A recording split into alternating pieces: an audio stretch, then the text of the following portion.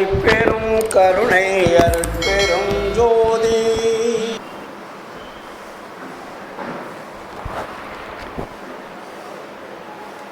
அருட்பெரும் ஜோதி அருட்பெரும் ஜோதி தனிப்பெரும் கருணை அருட்பெரும் ஜோதி. நினைந்து நினைந்து உணர்ந்து உணர்ந்து நெகிழ்ந்து நெகிழ்ந்து அன்பே நிறைந்து நிறைந்து ஊற்றெழும் கண்ணீர் அதனால் உடம்பு நனைந்து நனைந்து அருள் அமுதே நன்னிதியே ஞான நடத்தரசே என்னுரிமை நாயகனே என்று என்னுரிமை நாயகனே என்று வனைந்து வனைந்து ஏத்ததும் நாம் வம்மின் உலகியலி மரணமிலா பெருவாழ்வில் வாழ்ந்திடலாம் கண்டி. புனைந்துரையேன் பொய் புகழேன் சத்தியம் சொல்கின்றேன். புனைந்துரையேன் பொய் புகழேன் சத்தியம் சொல்கின்றேன். பொற்சபையில் சிற்சபையில் புகும் தருணம் இதுவே புகும் தருணம் இதுவே புகும் தருணம் இதுவே. அருட்பெரும் ஜோதி அருட்பெரும் ஜோதி தனிப்பெரும் கருணை அருட்பெரும் ஜோதி.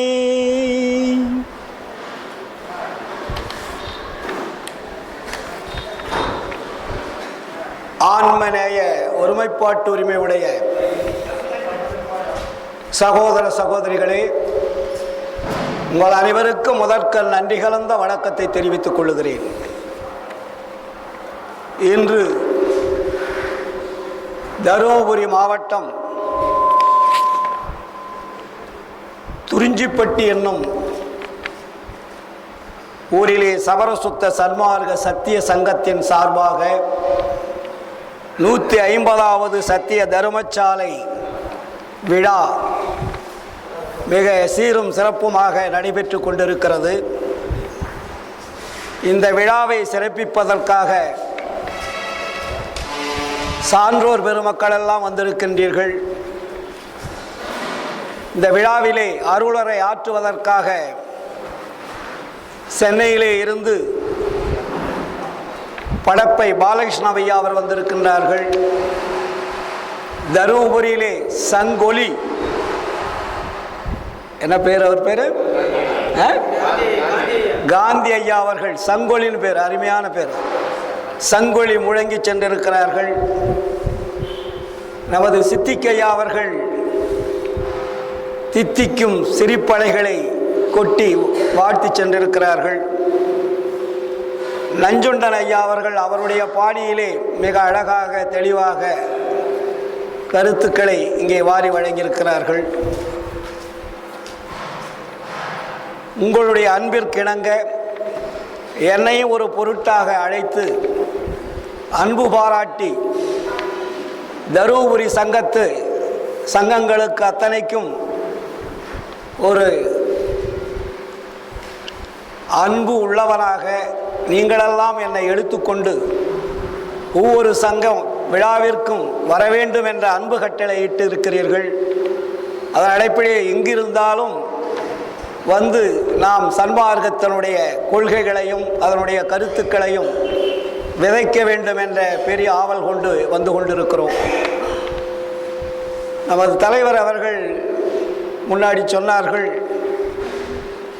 கூட்டம் குறைவாக இருக்கிறது, சன்மார்க்க சங்கங்களிலே கூட்டம் குறைவாக இருக்கிறது என்று சொன்னார்கள். அல்ல அல்ல, இப்பொழுதெல்லாம் கூட்டம் நிறைந்து வழிந்து கொண்டிருக்கிறது. நான் சன்மார்க்க சங்கத்திற்கு வருகின்ற பொழுது ஒரு சங்கத்திலே 3 பேர் இல்லாட்டி 4 பேருக்கு மேலே இருக்க மாட்டாங்க. அவங்க தான் வழிபாடு பண்ணுவாங்க. சன்மார்க்கம்னா என்னன்னே பக்கத்து வீட்டுக்காரனுக்கு தெரியாது, அருட்பான்னா யாருக்குமே தெரியாது. ஏதோ கொஞ்சம் ஈடுபாடு உள்ளவர்கள் மட்டும் அங்கே இருந்து வழிபாடு செய்து கொண்டிருப்பார்களே தவிர அவர்கள் வீட்டிற்கு கூட அருட்பா என்ன தெரியாது, வள்ளலார்னா தெரியாது. இப்படி இருந்த காலம் இன்று உலகம் முழுவதும், நம்முடைய தமிழகம் மட்டுமல்ல, இந்தியா மட்டுமல்ல, உலகம் முழுவதிலும் சன்மார்க்கம் தீவிரமாக வேகமாக பரவி கொண்டிருக்கிறது. இப்பொழுது கூட நான் வருகின்ற பொழுது வாட்ஸ்அப்பில் ஒருத்தர் கேள்வி கேட்கிறார், அமெரிக்காவில் இருந்து, வள்ளலாரை பற்றி. வரும் வழியிலே அவருக்கு பதிலளித்து வருகிறோம். அறிவு என்பது என்ன, அறிவுள்ளவர்கள் யார் என்பதை எப்படி தெரிந்து கொள்வது என்று ஒரு கேள்வி கேட்கிறார். மனிதன் இப்பொழுது எங்கோ சென்று கொண்டிருக்கிறான், ஆராய்ச்சியிலே சென்று கொண்டிருக்கிறான், அறிவுபூர்வமான சிந்தனையிலே சென்று கொண்டிருக்கிறார். அவர் கேட்கிறார், அறிவுள்ளவன் என்று எப்படி அறிந்து கொள்வது? எல்லோரும் அறிவை பற்றி பேசிக் கொண்டிருக்கிறோம், அறிவு அறிவு என்று சொல்லிக் கொண்டிருக்கிறோம். ஆனால் அறிவு யாரிடத்திலே இருக்கிறது, அது எங்கே இருக்கிறது, எப்படி இருக்கிறது, எப்படி அதை தெரிந்து கொள்வது என்பதை கேள்வியாக கேட்கிறார். நமக்கு முன்னாடி, வள்ளலாருக்கு முன்னாடி தோன்றியவர்களும் அறிவாளிகள் தான், வள்ளலாரும் அறிவுள்ளவர் தான், மக்களும் அறிவுள்ளவர்கள் தான். எல்லோருக்கும் அறிவை கொடுக்கக்கூடிய சக்தி உள்ளவர் தான் கடவுள். அதில் யாருக்கும் மாற்று கருத்திற்கு இடமில்லை. ஆனால் அறிவு விளக்கம் எங்கே இருக்கிறது, அதுதான் முக்கியம். அறிவு இருக்கிறது, அறிவு விளக்கம் என்பது எங்கே இருக்கிறது, இது ரொம்ப முக்கியம் இல்லையா? அப்போ எல்லா ஞானிகளுமே அறிவுள்ளவர்கள் தான், அறிவு விளக்கம் உள்ளவர்கள் தான். அறிவு பூரணம் பெறவில்லை. அறிவு விளக்கம் என்பது வேறு, அறிவு பூரணம் என்பது வேறு. அறிவு ஏகதேசம் என்பது வேறு, அறிவு பூரணம் என்பது வேறு. வள்ளலார் அங்க தெளிவுபடுத்துகிறார். அதனால்தான் வள்ளலார் சொல்றாரு, வானிருக்கும் பிரம்மர்களும் நாரணரும் பிறரும் மாதவம் வண்ணாட் புரிந்து மணிமாட நடுவே தேனிருக்கும் மலரணை மேல் பழிக்கரையினூடே திருவடி சேர்த்து அருள்க என செப்பி வருந்திடவும் நான் இருக்கும் குடிசையிலே வழிந்து நுழைந்து என் ஊனிருக்கும் குடிசையிலும் உள்ளும் நுழைந்தனையே அப்படின்றார். பல கோடி ஆண்டுகளாக, பல்லாயிரம் ஆண்டுகளாக இறைவனை நினைத்து அறிவுபூர்வமாக சிந்தித்து அறிவை அறிவாலை அறிகின்ற உணர்வுகளை கொண்டு ஏங்கிக் கொண்டிருக்கிறார்கள். யாரு? பிரம்மா, விஷ்ணு, சங்கரன், மகேஸ்வரன், சதாசிவன் போன்றவர்களும், கர்மசித்தர், யோக சித்தர் போன்றவர்களும். ஆனால் இறைவன் அங்கே செல்லவில்லை. எங்கே வருகிறார் இறைவன்? அவர்கள் இறைவனையும் பார்க்கவில்லை, அதே இறைவன் அங்கு செல்லவும் இல்லை. அப்போ இறைவன் எங்கே செல்லுகிறார்? சித்தி விழாக திருமாலிக்கு வருகிறார். நான் இருக்கும் குடிசையிலும் வழிந்து நுழைந்தனையே. பல்லாயிரம் ஆண்டுகளாக தவம் செய்து கொண்டிருக்கிறார்கள். அவர்களுக்கெல்லாம் அவருடைய திருவுருவை காட்டாமல் உணர்வுகளை மட்டும் கொடுத்து கொண்டிருக்கிறாரே தவிர திருவுருவை காட்டவில்லை. உணர்வு என்பது வேறு, திருவுரு காட்டுவது என்பது வேறு. நம்ம புரிஞ்சுக்கணும். உணர்வு என்பது ஒரு ஒளியினுடைய பிரகாசம் போன்றது. ஆனால் ஒளி என்பது காண்பது, நேருக்கு நேராக காண்பது. பிரகாசம் என்பது கதவை சாத்தி விட்டால், ஜன்னலை சாத்தி விட்டால், விளக்கு அங்கே வைத்தால் பிரகாசம் வெளியே வரும், விளக்கு தெரியாது. ஆனால் அந்த விளக்கையே கண்டவர் வள்ளலார், அந்த ஜோதியை கண்டவர் வள்ளலார். அந்த ஜோதியினுடைய பிரகாசம் என்பது உணர்வு. உணர்வை கண்டார்கள், உண்மையை காணவில்லை. ஆனால்தான் வள்ளல் பெருமான் இங்கே அறிவுக்கு விளக்கம் சொல்லுகின்ற பொழுது அறிவை அறிவால் அறிகின்ற பொழுது அனுபவமாகின்றது. தெருளாலே பிரிவாலே தெரியாது தெரியும் திருவருள் உருவம் என்று அறியாயோ மகனே ஒரு வழியில் போட்டார். அப்ப அருள் என்பது அறிவாலே அறிவு அறிகின்ற பொழுது அருள் என்ற தோற்றம் கிடைக்கும். அப்ப அருளை கொண்டு அருளை தேட வேண்டும்ன்றார். முதல் அறிவை கொண்டு அருளை தேடணும், இரண்டாவது அருளை கொண்டு அருளை தேடணும். அருளாலே அருளினை அறிகின்ற பொழுது அனுபவமாகின்றது என்னடித்தாயே. செறிவாலே பிரிவாலே தெரியாது தெரியும் திருவருள் நடனம் என்று அறியாயோ மகளே. அருளை கொண்டு அருளை அறிகின்ற பொழுது திருவருள் நடனம் என்பது அப்பொழுதுதான் தெரியும். திருவருள் நடனத்தை யார் புரிந்து கொள்ளுகிறார்களோ, யார் அறிந்து கொள்ளுகிறார்களோ அவர்கள் மட்டும்தான் கடவுளை காண முடியும். அப்ப அது கேட்டாரு, விளக்கம் சொல்லிட்டு அப்புறம் ஒன்று எழுதினேன். இப்போ நான் ஈரோட்டிலிருந்து தருமபுரிக்கு வரும்போது நடக்கக்கூடிய செய்தி. இங்கே வருகின்ற பொழுது அவர் கேட்டார், அப்போ அறிவுள்ளவன் யார் அப்படின்னு ஒரு கேள்வி கேட்டார்.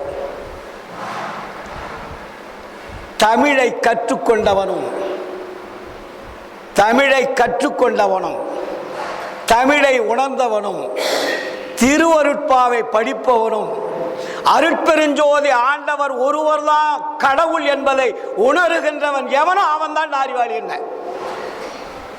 பயங்கரமான அதுக்கு பதில் வந்துகிட்டே இருக்கு. போன பார்த்தா தெரியும் எத்தனை வந்திருக்குன்னு. அறிவுள்ளவன் யாரு? தமிழை கற்றுக்கொண்டவன், அருட்பெருஞ்சோதி யார் என்பதை உணர்ந்தவன், திருவருட்பாவை முழுமையாக படித்தவன் அறிவாளி. அப்ப மற்றவர்கள் எல்லாம் அறிவில்லையா என்ற கேள்விகள் கணைகள் வந்து கொண்டே இருக்கிறது. அதற்கு பதில் கொடுத்து கொண்டே இருக்கிறோம். ஏனென்றால் இன்று கேள்விகள் கேட்பதற்கு நாட்டிலே ஆயிரக்கணக்கான லட்சக்கணக்கான மக்கள் விழித்துக் கொண்டிருக்கிறார்கள். அவருடைய விழிப்பான கேள்விகளுக்கு பதில் சொல்லக்கூடிய தகுதி சன்மார்க்கிகளுக்கு இருக்க வேண்டும். எந்த இடத்தில் எதை கேட்டாலும் எடுத்து சொல்லக்கூடிய ஆற்றல் இருக்க வேண்டும், அனுபவம் இருக்க வேண்டும். சன்மார்க்கம் வெகு வேகமாக பரவி கொண்டிருக்கிறது. நஞ்சுண்டையா சொன்னார், சன்மார்க்கத்தை உண்மையாக விதைக்கின்ற பொழுது, அதனுடைய கருத்துக்களை சொல்லுகின்ற பொழுது மக்கள் வருவார்கள். இதுவரையில் நாம் மக்களுக்கு சரியான முறையிலே விதைக்கவில்லை, ஆதலால் அவர்கள் வரவில்லை. உண்மை அறிந்துவிட்டால் யாராவது விடுவார்களா? உண்மை யாருக்கும் தெரியாது. கரை உரைத்த கற்பனையை நிலையென கொண்டிருந்தார்கள். அதிலே கண்மூடி பழக்கமாக வாழ்ந்து கொண்டிருந்தார்கள்.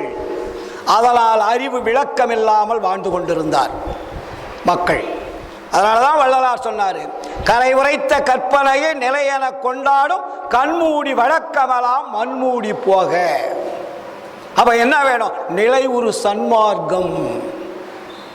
சன்மார்க்கம் என்பது நிலையானது, அது இறைவனால் தோற்றுவிக்கப்பட்டது. தலைவர் சொன்னார், சன்மார்க்கம் என்பது முன்னாடி இருக்கிறது, புத்தர் சன்மார்க்கத்தை ஆரம்பித்தார் என்று சொன்னார். சன்மார்க்கம் பண்டைய காலம் கொண்டு இருக்கிறது. சன்மார்க்கம் என்ற வார்த்தை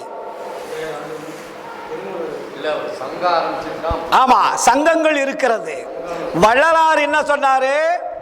வேத சன்மார்க்கம் ஆரம்பிச்சார் ஃபர்ஸ்ட். அதுக்கப்புறம் ஷடாந்த சன்மார்க்கம் ஆரம்பிச்சாரு. வேதங்களிலே சன்மார்க்கம் இருக்கிறது. வேதங்களுடைய முடிவு வேத சன்மார்க்கம். அதனால்தான் 6 அந்தங்களிலே சன்மார்க்கம் இருக்கிறது. இன்னாந்தம், நாதாந்தம், வேதாந்தம், கலாந்தம், சித்தாந்தம், போகாந்தம், நாதாந்தம், அங்கேயும் சன்மார்க்கம் இருக்கிறது. ஆனால் வள்ளலார் அவர் என்ன பண்ணார்? வேதங்களுடைய முடிவை எடுத்து முதல் சொல்லலான்னு வேத சன்மார்க்கம்னு வச்சார். அவர் ஆண்டவர் பார்த்தாரு, ராமலிங்கம் கொஞ்சம் பொறுப்பா, இதற்கு மேல படி இருக்கிறது, அவசரப்படாதேன்னாரு. அதுக்கப்புறம் என்ன பண்ணாரு? 6 அந்தங்களை வைத்து ஷடாந்த சன்மார்க்கம்னு வச்சார். அப்பவும் சொன்னார் அருட்பெருஞ்சோதி ஆண்டவரே, ராமலிங்கம் அவசரப்படாத, பொறுமையாயிரு, இதற்கு மேலேயும் இருக்கிறது விஷயம்னாரு. அப்புறம் ஆப்பாயிட்டார். வேத சன்மார்க்க சங்கம் ஷடாந்த சன்மார்க்க சங்கம் ஆரம்பிச்சு, அப்படி என்றால் நீங்களே சொல்லுங்கள், நான் இனிமேல் பேர் வைக்க மாட்டேன்னு சொல்லிட்டார் ராமலிங்கம் வள்ளலார். வள்ளலாறு இனிமேல் நான் இந்த அமைப்புக்கு எந்த பேரும் வைக்க மாட்டேன், நீங்க தான் சொல்லணும்ட்டார். அப்பாதான் 1872 சத்தியஞான சபையை கட்டிவிட்ட பிறகு ஒரு பயங்கர டைட்டில் கொடுக்கிறார். இது மாற்றமில்லை, முன்னாடி சொல்லியதற்கெல்லாம் மாற்றம் உண்டு, இப்போ சொல்லுகின்றதுக்கு மாற்றம் கிடையாது. அதனால் அதுக்கு டைட்டில் எப்படி கொடுக்கிறார் பாருங்க. அந்த வார்த்தையில சத்தியஞான சபை விளக்க பத்திரிகைகளை படிச்சு பாருங்க, அந்த வார்த்தைக்குள்ள 1000 விஷயங்கள் உள்ளே இருக்கும். இனிமேல் அந்த வார்த்தையை போடுறாரு, இனிமேல் சங்கத்திற்கு சமரச சுத்த சன்மார்க்க சத்திய சங்கம் என்று பெயர் வழங்குதல் வேண்டும். ஸ்டாப் பண்ண ஒரு அழுத்தம். அடுத்தது சாலைக்கு சமரச சுத்த சன்மார்க்க சத்திய தர்மசாலை என்று பெயர் வழங்குதல் வேண்டும். அழுத்தம். அதுக்கப்புறம் என்ன சொல்றாரு? சபைக்கு சமர சுத்த சன்மார்க்க சத்திய ஞான சபை என்று பெயர் வழங்குதல் வேண்டும். இதான் டைட்டில். இது மாற்றம் இல்லாதது. ஏன்? இறைவன் எடுத்து கொடுத்தது. அதற்கு முன்னாடி வைத்தது இவருடைய அறிவை சார்ந்து வைத்தது. அதுக்கப்புறம் பேரறிவு விளங்குவது. பேரறிவு விளங்குகின்ற பொழுது பேரருள் விளங்குகிறது. நல்லா புரிஞ்சுக்கணும். பேரறிவு விளங்குகின்ற பொழுது பேரருள் விளங்குகின்றது. பேரருள் விளங்குகின்ற பொழுது உண்மை நிலை பெற்று நிற்கிறது. எப்ப உண்மை நிலை இருக்கும்? பேரருள் விளங்குகின்ற பொழுது உண்மை நிலை பெற்று நிற்கும். அதனாலதான் வள்ளலார் என்ன பண்ணாரு? 1 to 5 திருமுறை வரையிலே உலக வாழ்க்கை முறைகளை எழுதுகிறார். உலக சமய மதங்களை சார்ந்ததை எழுதுகிறார். தத்துவ கடவுள்களை பற்றி எழுதுகிறார். அதையெல்லாம் முடித்துவிட்டு ஆண்டவர் சொல்லுகிறார், மகனே போதும், நிறுத்து, இனிமேல் நான் சொல்லுவதை செய், இனிமேல் நீ வேறு எதுவும் உன்னுடைய விருப்பத்திற்கு செய்யக்கூடாதுன்னு ஆர்டர் போடுறார். ஆண்டவர் அருட்பெருஞ்சோதி ஆண்டவர். அதுவரையில் அருட்பெருஞ்சோதி ஆண்டவர் வள்ளலார் பார்க்கவில்லை. பார்த்த உடனே ஆண்டவர் சொல்லுவதை மட்டும் சொல்லுவதற்கு தயாராகிறார். அதனால்தான் 6ஆம் திருமுறை என்பது இறைவனுடைய வாக்குமூலங்கள். 6ஆம் திருமுறை என்பது இறைவனுடைய வாக்குமூலம். இறைவன் சொல்ல சொல்ல வள்ளலார் எழுதியது. அதற்கு முன்னாடி அவருடைய அறிவாலே எழுதியது 1 to 5. 6 6வது அருளாலே எழுதுவது. அருள் வருகின்ற பொழுது கரங்கள் வேலை செய்யும், தன்னைத்தானே எழுத்துகள் விழுந்து கொண்டிருக்கும். சும்மா சாதாரணமானது நினைச்சிடாதீங்க. அருட்பா. அதனால்தான் எழுதினேன், திருவருட்பாவை யார் முழுமையாக படிக்கின்றார்களோ, கடவுள் யார் ஒருவர் தான் அருட்பெருஞ்சோதி ஆண்டவர் என்பதை உணர்கிறார்களோ அவர்கள் அறிவுள்ளவர்கள். அப்ப மற்றவர்களுக்கும் அறிவு இல்லையா? அறிவு இருக்கிறது, விளக்கம் இல்லாமல் இருக்கிறது. அறிவு தெளிவு என்பது வேறு, அறிவு மழுங்கி மறைந்திருப்பது என்பது வேறு. அறிவுக்குள்ள இவ்வளவு வேலைகள் இருக்கிறது. வள்ளலார் சொல்லுவார், இந்திரிய அறிவு, கரண அறிவு, ஜீவ அறிவு, ஆன்ம அறிவு, அருளறிவு, பேரறிவு, கடவுள் அறிவு, பிரிக்கிறார் அறிவை. அப்ப நம்ம எந்த அறிவில் இருக்கிறோம்? இந்திரிய அறிவில் கூட இல்லை. இந்திரியங்களை கட்டுப்படுத்துகின்ற பொழுது அதற்கு இந்திரிய அறிவு என்று பெயர். கரணங்களை கட்டுப்படுத்துகின்ற பொழுது அதுக்கு கரண அறிவு என்று பெயர். ஜீவனை அழிக்காமல் பாதுகாக்கின்ற பொழுது அதற்கு ஜீவ அறிவு என்று பெயர். ஆன்மா உடம்பை விட்டு வெளியேறாமல் பாதுகாக்கக்கூடிய அறிவு விளங்குகின்ற பொழுது அதற்கு ஆன்ம அறிவு. இந்த 4 அறிவையும் ஒருங்கே இணையக்கூடிய அறிவு அருளறிவு. இந்த அருளறிவு விளக்கமாகின்ற பொழுது உடம்புக்கு ஆபத்தில்லை, உயிருக்கு ஆபத்தில்லை. நீங்கள் எதை பற்றியும் கவலைப்பட வேண்டிய அவசியமில்லை. மக்களுக்கு எடுத்து சொல்லணுங்க. பாடல் படித்து விட்டால் மட்டும் பத்தாது. நமக்கு கிடைத்த அனுபவங்களை மக்கள் மத்தியிலே விதைகளாக விதைக்க வேண்டும். அது செடிகளாக, கொடிகளாக, மரங்களாக பூத்து காய்த்து படுத்து குலுங்க வேண்டும். அந்த பழத்தினுடைய விதைகள் உலகம் முழுவதும் பரவ வேண்டும். எல்லா இடங்களிலும் அது விதைகள் முளைக்க வேண்டும். அதுதான் சன்மார்க்கத்தினுடைய டெவலப்மெண்ட். கூட்டம் கூடி பேசுவதில் அல்ல, ஒவ்வொரு மனிதனும் தன்னுடைய வாழ்க்கையில் அனுபவிக்க வேண்டும். இது அனுபவ வாழ்க்கை, பேசக்கூடியது அல்ல. ஒவ்வொரு தனி ஜீவனும் அனுபவிக்க வேண்டியது. இதைத்தான் வள்ளலார் நமக்கு சொன்னார். இந்த பாடலிலே, ஞான சரிகை என்ற 28 பாடலிலே முதல் பாடல் என்ன வைத்தார்? நினைந்து நினைந்து உணர்ந்து உணர்ந்து நெகிழ்ந்து நெகிழ்ந்து. அந்த வார்த்தைகளை பாருங்கள், சாதாரணமாக நினைக்காதீர்கள். எதை உணர வேண்டும், எதை நினைக்க வேண்டும், எதை பற்றி நெகிழ வேண்டும், எப்படி உங்களை மாற்றிக்கொண்டால் மரணமிலா பெருவாழ்வு வாழ முடியும். அப்பொழுது எங்கே ஒரு நிதியை போட்டார் உள்ளே. அதிலே அந்த பாடல் வரும்போது ஒரு நிதி என்ற வார்த்தையை போடுறார். என்ன நிதி அது? நன்னிதியே. காந்தியா போடுறார் இல்லையா உள்ள? அதில் என்ன நிதி? நன்னிதி. அருளமுதே, அதோட நிறுத்திடலாம் இல்லையா? நன்னிதியே, ஞான நடத்தரசே, என் உரிமை நாயகனே. என் உரிமை நாயகன்னா என்ன சார்? ரொம்ப அட்டாச்மெண்ட், பிரிக்க முடியாத லவ், யாராலையும் பிரிக்க முடியாத அன்பு, பிரிக்க முடியாத பாசம். அதுதான் என் உரிமை நாயகன். ஒரு கணவன் மனைவியும் பிரிக்க முடியுமா? ஒரு அன்புள்ள கணவன் மனைவி எத்தனை கோடி செலவு பண்ணாலும் பிரிக்க முடியாது. அதுபோல இறைவனை நாம் பிரியாமல் பிடித்துக் கொள்ளக்கூடிய தகுதியை வர வைத்துக் கொள்ள வேண்டும். ஏனென்றால் நமக்கு உரிமை உள்ளவர் அவர். கடவுள் என்பது வேறொருவர் அல்ல, நமக்கு உரிமை உள்ளவர், நம்முடைய தந்தையாக இருந்து செயல்பட்டு கொண்டிருப்பவர், தாயாக இருந்து செயல்பட்டு கொண்டிருப்பவர்.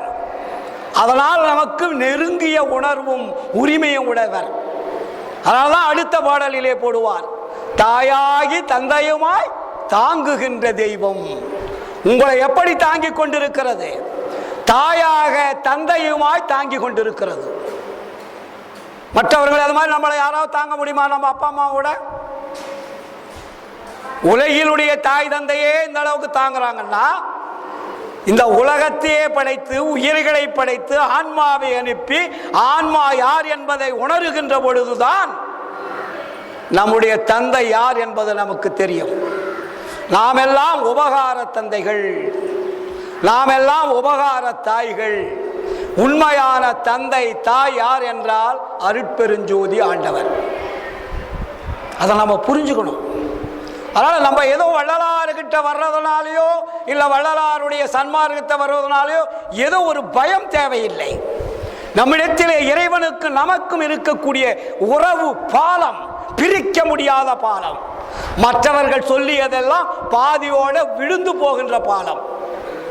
சன்மார்க்கம் என்பது பிரிக்க முடியாதது, அழிக்க முடியாதது, உடைக்க முடியாதது, ஒடுக்க முடியாதது. அதனால்தான் சன்மார்க்கம் என்பது இறைவனுடைய மார்க்கம். இது ராமலிங்க சாமி வள்ளலார் சொன்ன மார்க்கம் நினைச்சிடாதீங்க. என் மார்க்கம் இறப்பொழிக்கும் சன்மார்க்கம். இது இறைப்பை ஒழிக்கக்கூடிய மார்க்கம் சன்மார்க்கம். இந்த மார்க்கத்தை உலக மக்களுக்கு அறிமுகப்படுத்த வேண்டும், உலக மக்களுடைய அறிவை விளக்க வேண்டும் என்பதற்காகத்தான் இறைவன் வள்ளலாரை தேர்வு செய்து அனுப்புகிறார். அவரு சித்திக்கையா சொன்னார்ல, வள்ளலார் எப்படி வந்தார் இந்த உலகத்திற்கு? தாயினுடைய கருவறையிலே இருந்தாரே தவிர தந்தையினுடைய சுக்கிலத்திலே அவர் செல்லவில்லை. ரொம்ப சீக்ரெட் அதெல்லாம். அதுக்குதான் அவர் சொன்னார்ல, நான் சொல்லியதாக அவர் சொன்னார் இல்லையா, சம்பு பட்சன்னு பேரு.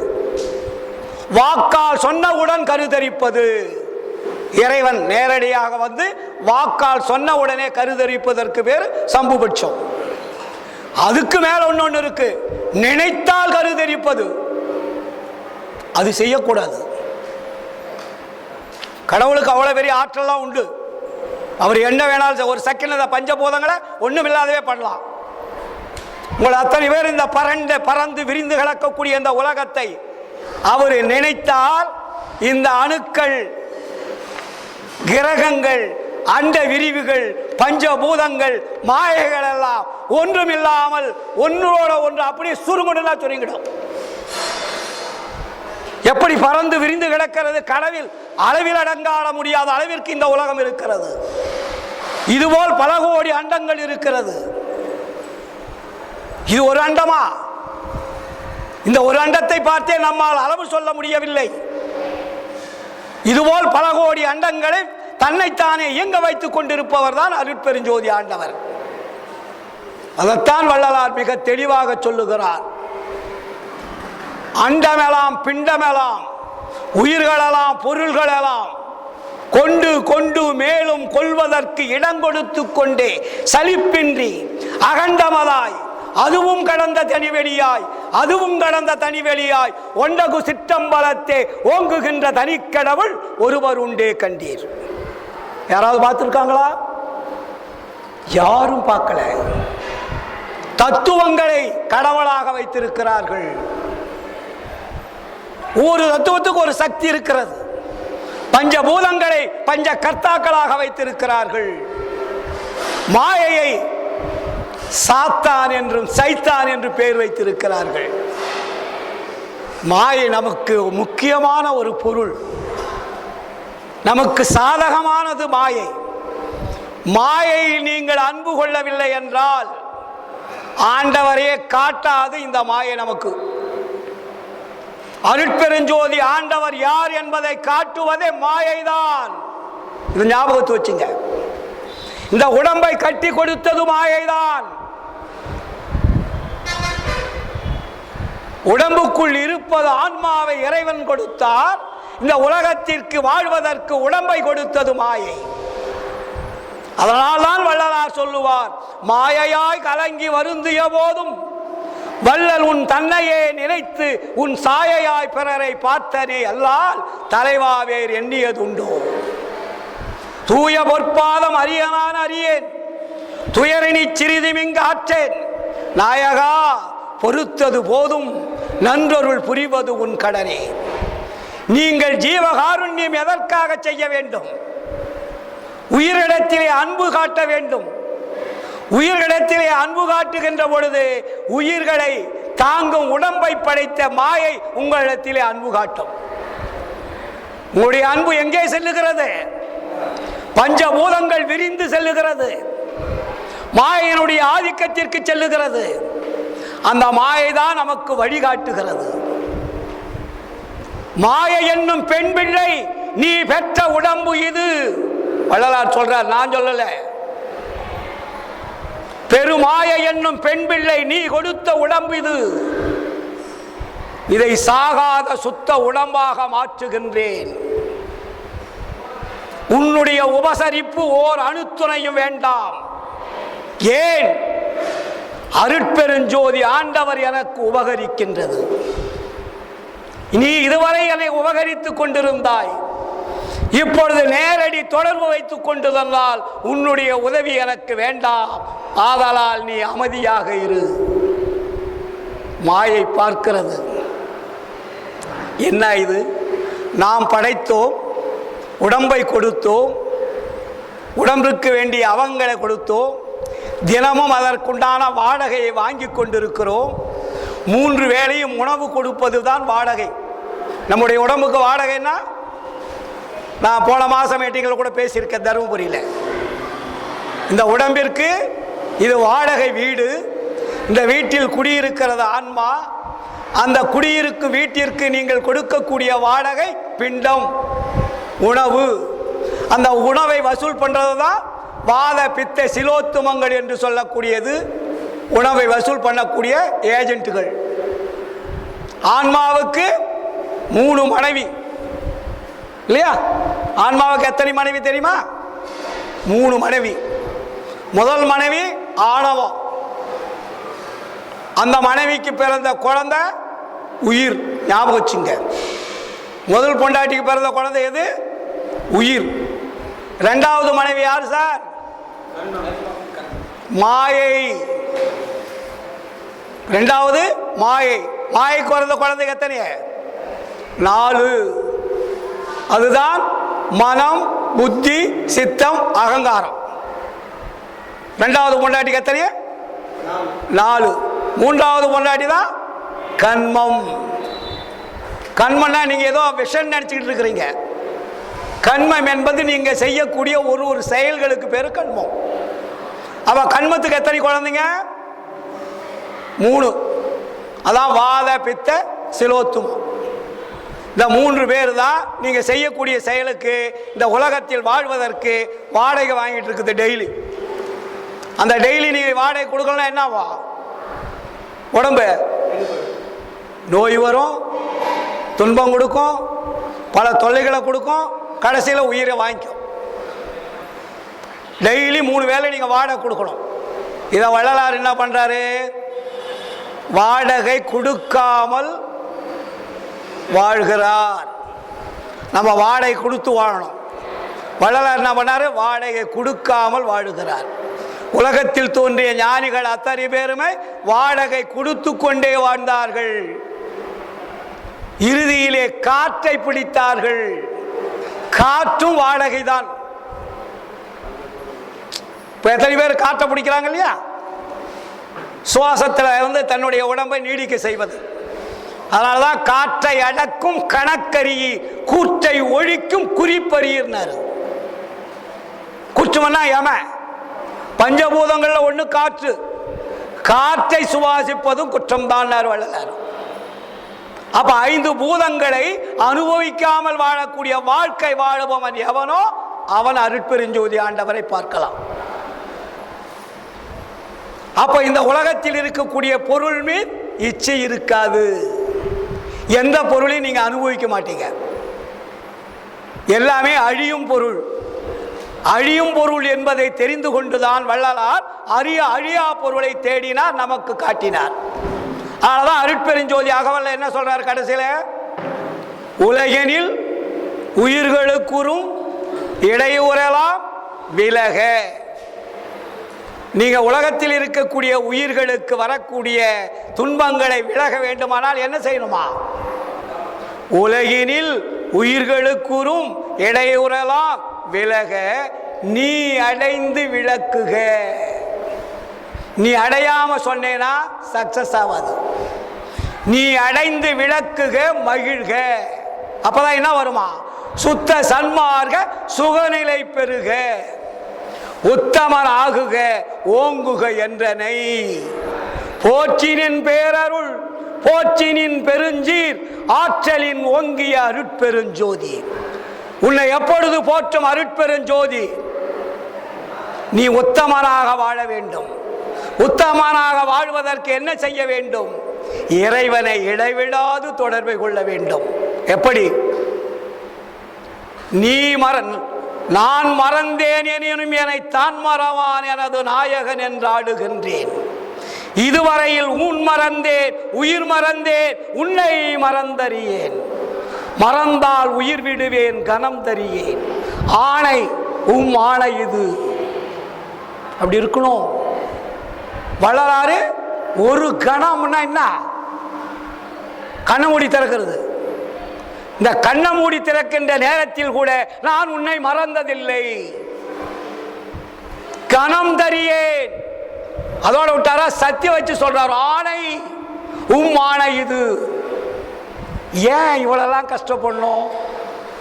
நம்ம ஒரு கேள்வி கேட்பாங்க இல்லையா, நம்ம பேசிட்டு இருக்கிறோம், ஒரு ஆள் ஏயா இவ்வளவு கஷ்டப்பட்டு இந்த ஆன்மாவை ஏன் அனுப்பணும், உடம்பையான் கொடுக்கணும், ஏன் வாழ வைக்கணும், ஏன் துன்பத்தை கொடுக்கணும், ஏன் கடைசியில் மரணம் வரணும், அப்போ மரணம் வராமல் ஏன் வாழணும், வாழ வேண்டிய அவசியம் என்ன, வாழ்ந்துட்டா எங்கே போகிறது, அப்போ இதெல்லாம் கடவுளுக்கு என்ன விளையாட்டா, இந்த விளையாட்டை விளையாடுறதுக்காக நம்மளை படைச்சாரு, இதெல்லாம் கேள்வி கேட்பாங்க. கேள்வி கேட்பவனோ நானே, பதில் சொல்லுவனோ நானே என்று சன்மார்க்கிகள் பிடித்துக் கொள்ள வேண்டும்.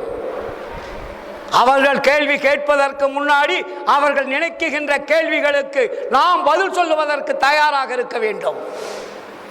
ஆன்மாக்கள் இங்கே ஆண்டவர் அனுப்பவில்லை, அவருடைய சமூகத்திலே ஆன்மாக்கள் குவிந்து கிடக்கிறது. அண்டங்கள் படைத்தாகிவிட்டது, அங்கே பஞ்சபூதங்கள் படைத்தாகிவிட்டது.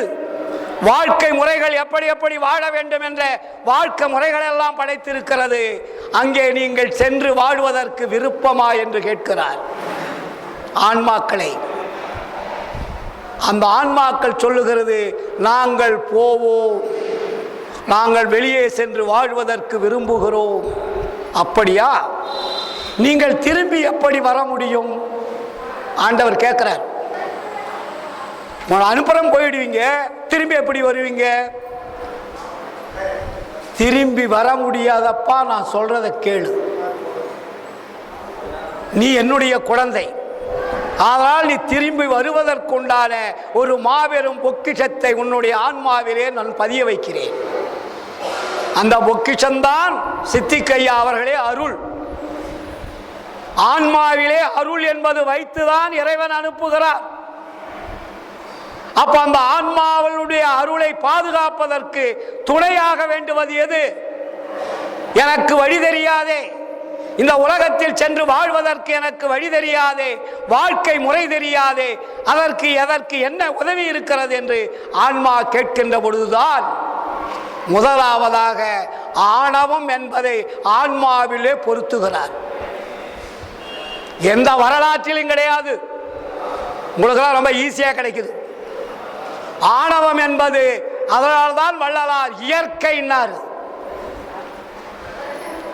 இந்த மூன்று மனைவிலே எதுடா இயற்கை என்னால் ஆணவம் இயற்கை.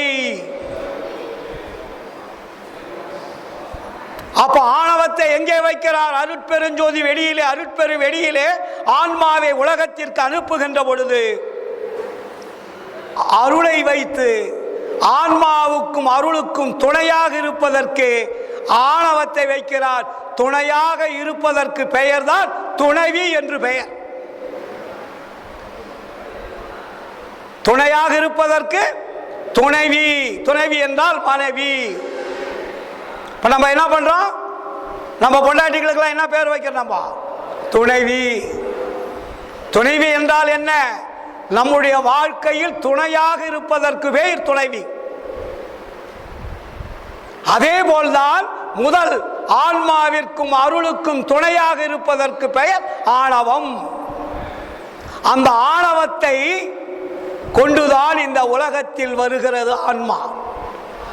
இங்கே வருகின்ற பொழுது இங்கே இயற்கையினுடைய சட்டம் என்ன தெரியுமா? வந்த உடனே அதற்கு உடம்பை கொடுக்க வேண்டும், உயிரை கொடுக்க வேண்டும். இங்க வந்தோடனே மாயை என்ன கொடுக்குது? முதல் பொண்டாட்டிக்கு சொன்ன இல்லையா, உயிரை கொடுத்துருச்சுங்க. வந்தோடனே உயிரை கொடுத்துருச்சாங்க ஆணவம். ஆணவத்துக்கும் ஆன்மாவிற்கும் பிறந்தது உயிர். உயிர் வந்தோடனே உயிர் ஆன்மா தனியா வாழுமா? வாழாது. அது வாழ்வதற்கு என்ன கட்டி கொடுக்கணும்? வீடு கட்டி கொடுக்கணும். நம்ம வீடு இல்லாத வாழுவோமா? இத்தனை பேர் நம்ம வீடு, ஆளுக்கு ஒரு வீடு வச்சிருக்கிறோம் இல்லையா? சொந்த வீடு இல்லாட்டி கூட வாடகை வீட்டில் குடியிருக்கோம். இதுபோல இந்த உலகத்திற்கு ஆன்மாவும் அருளும் ஆணவமும் சேர்ந்து பிறந்த குழந்தை தான் உயிர். இந்த உயிர் வந்தவுடனே மாயை என்ற அந்த நிர்வாகித்தான் பஞ்சபூதங்களை வைத்து 7 அணுக்களை வைத்து இந்த உடம்பு கட்டி கொடுக்கப்படுகிறது. இந்த உடம்பு கட்டி கொடுக்கக்கூடிய இடம்தான் இருட்டறை, டார்க் பிளாக் ரூம். மாபெரும் இருட்டறைன்னு பேர். அதுக்கு வெளிச்சத்தில் உடம்பு கட்டி கொடுக்காது. தாவரங்களாக இருந்தாலும் மனிதர்களாக இருந்தாலும் தேவர்களாக இருந்தாலும் யாராக இருந்தாலும் வெளிச்சத்தில் ஒரு வீடு கட்டி கொடுக்க முடியாது உயிரை வச்சு. எல்லாமே மறைவு. இருட்டறையில் தான். தாவரமும் அப்படிதான், கடல் இருக்கிற மீனாக இருந்தாலும் அப்படிதான், புல்லு பூண்டாக இருந்தாலும் அப்படிதான், மிருகங்களாக இருந்தாலும் தான், பறவைகளாக இருந்தாலும். அதனால தான் அதுக்கு இருக்கின்ற இடத்திற்கு பேர் என்ன? கருவறை. கருவு உண்டாகக்கூடிய இடத்திற்கு பேரு கரு அறைன்னு பேர் வச்சாங்க. அது எங்கே இருக்கும்? பெண்ணினுடைய இடத்தில். அதுக்கு பேர் தான் கருவறை. அது ஒரு டேங்க், ஒரு வாட்டர் டேங்க் மாதிரி. அது இந்த வாட்டர் டேங்கில் தான் நம்ம எல்லாருமே வளர்ந்துட்டு இருக்கிறோம். அந்த வாட்டர் டேங்க்குள்ள என்ன இருக்கு தெரியுமா? 7 விதமான அணுக்கள் இருக்கிறது. ஐயா சொன்னார் இல்லையா? பெண்ணில் 4 ஆணையில் 3 அன்னுர வகுத்த அருட்பெருஞ்சோதி. ஆணுடைய விந்தில் 3 குவாலிட்டி, பெண்ணுடைய விந்தில் 4 குவாலிட்டி. இந்த 4, 3, 7 சேர்ந்து தான் கருவறைக்குள்ள போகும். கருவறைக்குள்ள போன உடனே அங்கே லாக் ஆகிடும். லாக் ஆகிட்ட உடனே கடைசி எத்தனை மாதம்? 300 நாள். 30 300 நாள் அங்கே கருவறையில் கண்ணு, மூக்கு, காது, மெய், நரம்பு, எலும்பு, சதை, மடக்கிறது, நீட்டு, எவ்வளவு பெரிய அவயங்களை அற்புதமாக கட்டி கொடுத்த இறைவனுக்கு என்ன நன்றி சொல்லி இருக்கிறீர்கள்? இந்த உடம்பை வேறு யாராவது கட்டி கொடுக்க முடியுமா? பிரம்மா கட்டி கொடுத்தாரா? சிவன் கட்டி கொடுத்தாரா? அந்த சிவன் அந்த கருவறையிலிருந்து வந்தவர் தான். வரலாறு படிச்சு பார்த்தீங்களா தெரியும். அப்போ உண்மை எங்கோ மறைந்து கொண்டிருக்கிறது. அந்த உண்மையை தேடி அலைந்து கொண்டிருக்கிறார்கள் மக்கள். அறிவியல் வல்லுநர்கள் அலைந்து கொண்டிருக்கிறார்கள். ஆராய்ச்சியாளர்கள் அலைந்து கொண்டிருக்கிறார்கள். உலகம் தோன்றிய வரலாறுகள் இதுவரையிலே தெரியாது. கண்டபடி கற்பனைகளிலும் விருப்பம் போல எழுதி வைத்திருக்கிறார்கள். உண்மையை யாருமே சொல்லவில்லை. ஆளாளுக்கு ஒரு கதை. இந்து மதம் பல கதை, கிறிஸ்துவ மதம் ஒரு கதை, இஸ்லாம் மதம் ஒரு கதை, பௌத்த மதம் ஒரு கதை. எல்லாமே கதைகள். எல்லாமே கதைகள் வள்ளலார். அதனால்தான் இது கலையை உரைக்க வந்த கற்பனை கதைகள். கலை என்றால் என்ன? செயல்பாடுகள். இந்த செயல்பாடுகள் நடப்பதை கதையாக சொல்லி மக்களை குழப்பி விட்டார்கள் என்று தெளிவுபடுத்துகிறார் வள்ளலார். இயல் வேதம் புராணம் இதிகாசம் முதலா இந்திர ஜாலம் கடையா உரைப்பர். மயல் ஒரு பாட்டு ஸ்டக்காது. நல்ல தெளிவா சொல்லுவாரு. வேத ஆகமங்கள் என்று வீண்வாதம் ஆடுகின்றீர், வேதாகமத்தின் விளைவறியீர். சூதாக சொன்னதால் உண்மை வெளி தோன்ற உரைக்கவில்லை, என்ன பயனோ இவை? நீங்கள் வேதங்கள், ஆகமங்கள், புராணங்கள், இதிகாசங்கள் என்று சொல்லுகிறீர்கள். இந்து மதம் மட்டுமல்ல, உலகில் உள்ள அத்தனை மதங்களையும் சொல்லுகிறார் வள்ளலார். வேதம் என்றால் எதற்கு பெயர்? ஆகமங்கள் என்றால் எதற்கு பெயர்? புராணங்கள் என்றால் எதற்கு பெயர்? இதிகாசங்கள் என்றால் எதற்கு பெயர்? பிரித்து பாருங்கள், உண்மை தெரியும். எவ்வகை சார் மதங்களிலே பொய்வகை சாத்திரங்கள் எடுத்துரைத்து எமது தெய்வம் எமது தெய்வம் என்றே கைவகையே கதறுகின்றீர், தெய்வம் ஒன்றென்றறியீர். கரிபிடித்த கலகமிட்ட பெரியர் எனும் பெரியர், ஐவகைய பூத உடம்பு அழிந்திடில் என் புரிவீர். அழி உடம்பை அழியாமையாக்கும் வகையறியீர். உய்வகையன் தனித்தந்தை வருகின்ற தருணம் இது, உற்றறிவின் உற்றிடுவீர், உண்மை உரைத்தேனேன்னு சொன்னார். கேட்டமா? இப்பொழுது கேட்டுக்கொண்டிருக்கிறோம். சன்மாரிகள் இப்பொழுது தெளிவாகிக் கொண்டிருக்கிறார்கள். புரியாதவர்கள் புரிந்து கொண்டுகிறார்கள், புரியாதவர்கள் தெரிந்து கொள்ள வந்து கொண்டிருக்கிறார்கள். இங்கே எல்லாமே இருக்கு. இங்கே புரிந்து கொள்ளுபவருக்கும் சரக்கு இருக்கிறது, புரியாதவர்களுக்கும் சரக்கு இருக்கிறது, மீண்டும் மீண்டும் தெரிந்து கொள்வதற்கும் சரக்கு இருக்கிறது. அதனால்தான் வள்ளலார் சொன்னார், இல்லாம எனக்கு இல்லை, எல்லோர்க்கும் தருவேன், என்னுடைய பெரும் செல்வம் என் புகழ்வேன். சாதாரணமானதா? 150 150 ஆண்டுகள் என்பது மிக சாதாரணமானது. இது ஒன்றும் பெருசா நினைச்சிடாதீங்க. எல்லாருமே சொல்லிட்டு இருக்கோம் 150 ஆண்டுகள் ஆகிவிட்டது, இன்னும் சன்மார்க்கம் வளர்ச்சி அடையவில்லை. தப்பான வார்த்தை அது. உலக வரலாற்றிலே 150 ஆண்டுகள் என்பது சும்மா சாதாரணம். ஒரு யுகம் என்பது எத்தனை ஆண்டுகள் சொல்லுங்க சார்? 5000 ஆண்டுகள். இப்படி பல கோடி யுகங்களாக நாம் வாழ்ந்து கொண்டு வருகிறோம். இதுவரையில் உண்மை தெரியவில்லை. 1874 வள்ளலார் மிக அழகாக தெளிவுபடுத்துகிறார்.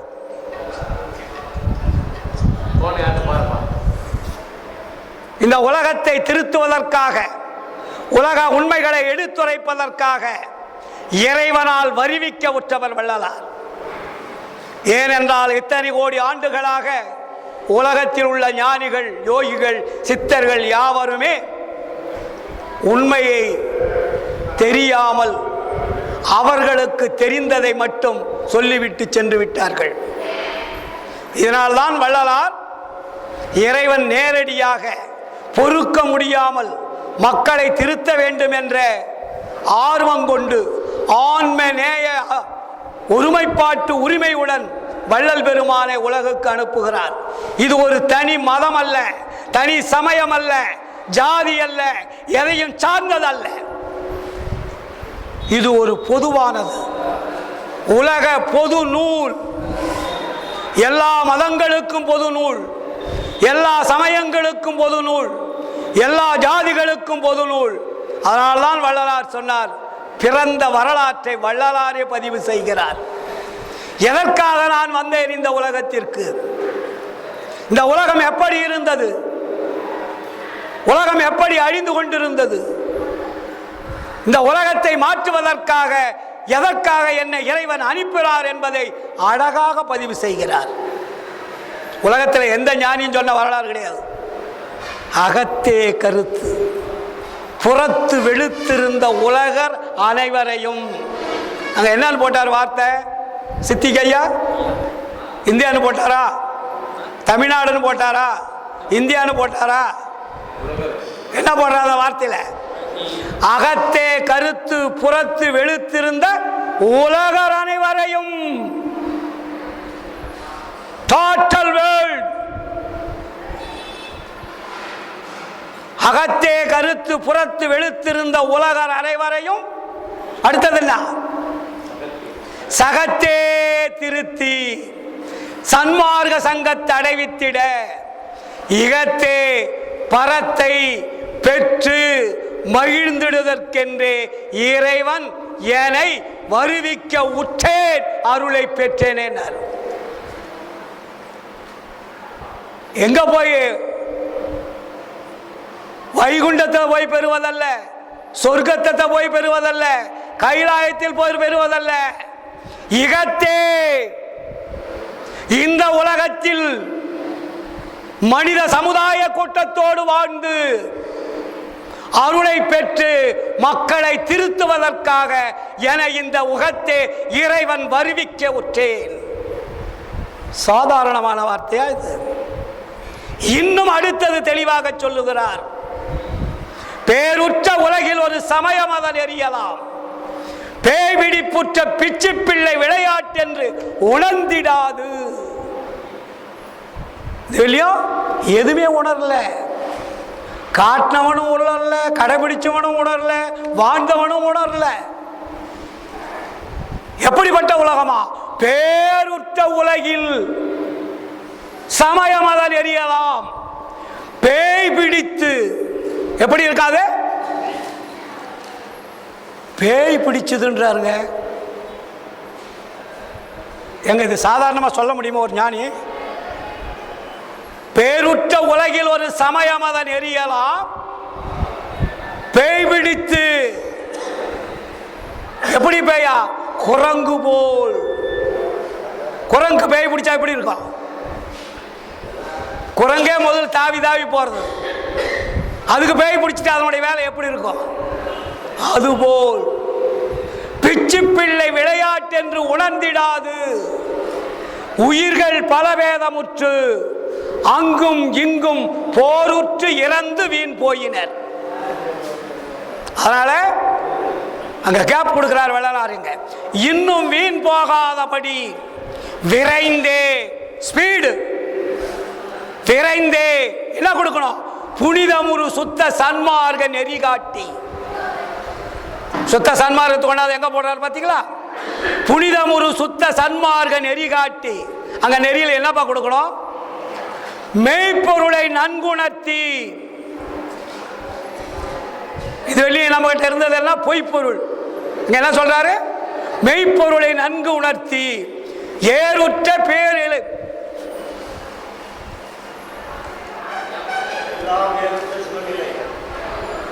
ஏறுற்ற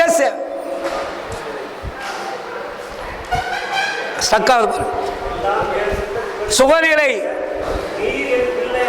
நீர், அது அழகா சொல்றாரு. பேருற்ற உலகில் ஒரு சமயம் அதன் எரியலாம், பேய்பிடிப்புற்ற பிச்சு பிள்ளை விளையாட்டு என்று உணர்ந்திடாது உயிர்கள் பலபேதமுற்று அங்கும் இங்கும் போருற்று இறந்து வீண் போயினர். இன்னும் வீண் போகாதபடி விரைந்தே புனிதமுறு சுத்த சன்மார்க்க நெறி காட்டி மெய்ப்பொருளை நன்கு உணர்த்தி ஏறுற்ற சுகநிலை அடைந்திட புரித நீ என் பிள்ளையாதலாலே இவ்வேளை புரிக என்றிட்டனன். மனத்தில் வேறு என்னற்க என்ற குருவே, நீருற்ற ஒள்ளிய நெருப்பே, நெருப்பினுள் நிறைந்து ஒளி அகற்றும் ஒளியே, இருள் அகற்றும் ஒளியே. என்ன வார்த்தைகள்! தமிழ் விளையாடுகிறது. வள்ளலாருடைய அந்த தமிழ் இருக்கிறது எழுத்துக்கள் உலகிலே கிடையாதுங்க. வார்த்தை விளையாட்டு என்னென்ன பேசிட்டு இருக்கானுங்க.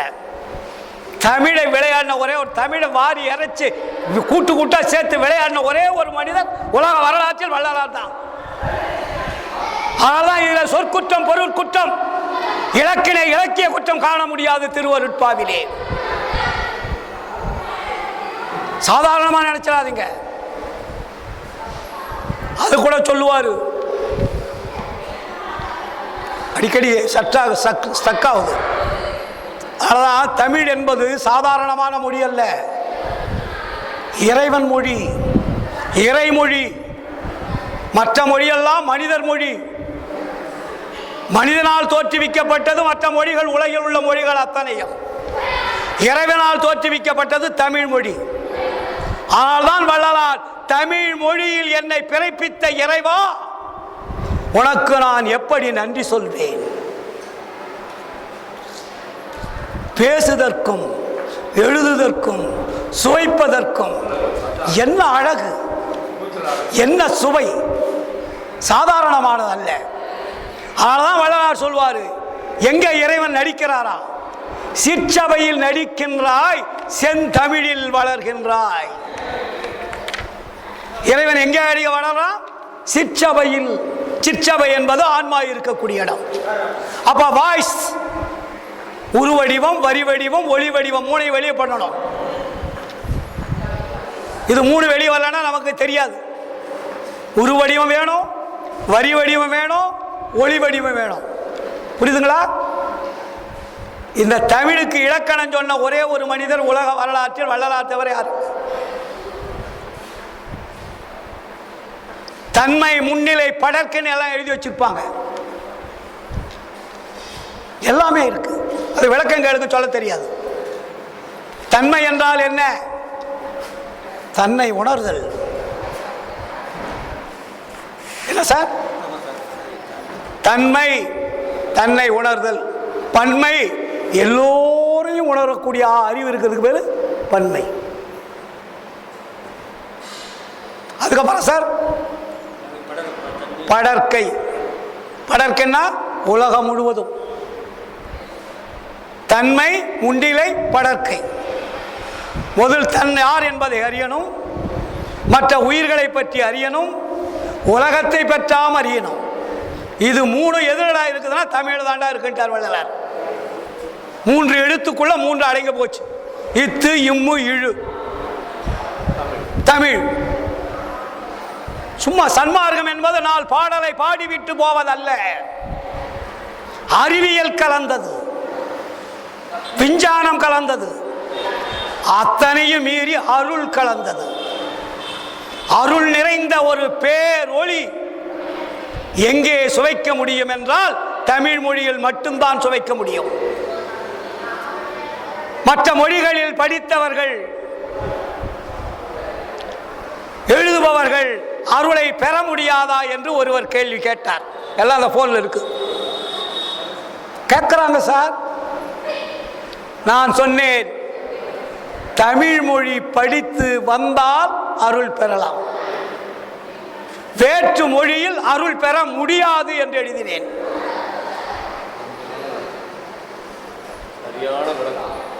தமிழ் மொழியில் வந்து படித்து தேர்ச்சி பெற்று வள்ளலாருடைய கொள்கையை பின்பற்றினால் அருள் பெறலாம். ஆனால் வேற்று மொழியில் தமிழ் மொழி அல்லாமல் அருளை பெற முடியுமா என்றால் சத்தியமாக பெற முடியாது. சாதாரணமானதல்ல. வள்ளலார் தெளிவுபடுத்துகிறார். வானிருக்கும் முனிவர்கள்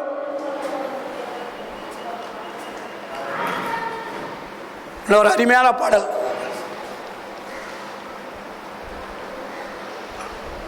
அது மாதிரி இதெல்லாம் எதுக்கு சொல்ல வரேன்னா, நம்ம அருட்பாவை நேசிக்க வேண்டும். சும்மா அருட்பா என்பது பாடுவதற்கல்ல, லவ், காதல் கொள்ளணும். அருட்பா மேல நமக்கு அன்பு வரணும். அதை நம்ம கிட்ட இருந்தாவே நமக்கு ஒரு இந்த உலகமே நம்ம பாக்கெட்டில் இருக்கிற மாதிரி. ஐயா நஞ்சுண்ட ஐயா சொன்னார், ஒரு வீட்டிலும் அருட்பா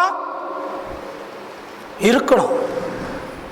அந்த அருட்பா தான் நம்மளை காவல் காக்கக்கூடிய தெய்வமாக நினைக்கணும். அவ்வளவு பெரிய பொக்கிஷம் அந்த அருட்பாவில் இருக்கு. அது ஒரு மேக்னட் பவர். அது உள்ளே இருக்கக்கூடிய வரி வடிவம், உரு வடிவம் எல்லாம், ஒளி வடிவம் எல்லாம் ஒரு பெரிய அருள் சார்ந்தது. அதனால் நீங்கள் படிக்கிறீங்களோ படிக்கலையோ அருட்பா வாங்கி வீட்டில் வச்சு பாருங்க. அதுக்கப்புறம் உங்களுடைய வாழ்க்கை மாற்றம் எப்படி இருக்கணும். சும்மா விளையாட்டுக்கு சொல்லுவது அல்ல. ஏன்னா எல்லா ஆன்மாக்களும் நன்மை பெற வேண்டும், எல்லா ஆன்மாக்களும் பயன் பெற வேண்டும். ஆன்மா என்பது இன்னொன்று சொல்லிட்டாரு நம்ம தலைவர், ஆன்மா என்பது வெள்ளை வர்ணன்ட்டார். சொன்னார் இல்லைங்களே, ஆன்மா என்பது வெள்ளை வர்ணம் அல்ல.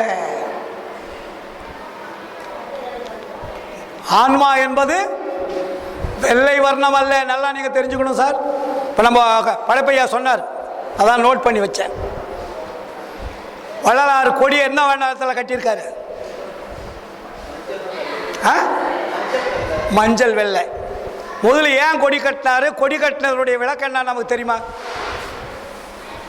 சன்மார்க்க சங்கங்களை எல்லாமே கொடி கட்டுறீங்க இல்லையா? சன்மார்க்கத்துக்குள்ளுடைய கொடி எல்லா இடத்துலையுமே நம்ம பறக்குது.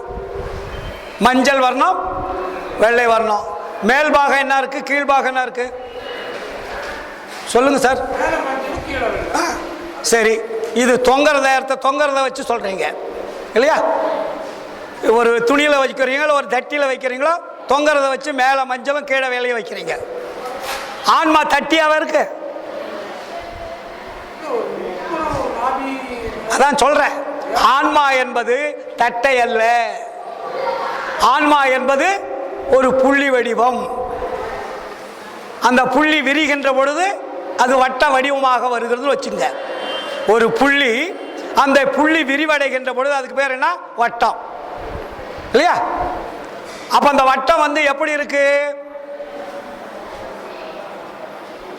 நம்ம ரவுண்டு வட்டம் தான் வச்சிருக்கிறோம். உலகம் 2 ரவுண்டாக இருக்குது. உள்ள ரவுண்டா கிடையாது, தட்டாவும் கிடையாது. இப்போ பாருங்க, இன்னும் கொஞ்சம் நாள் மாறிக்கிட்டே இருக்கும். கோழி முட்டை வடிவமாக இருக்குது. ஞாபகம் வச்சுங்க, கோழி முட்டை எப்படி இருக்கு?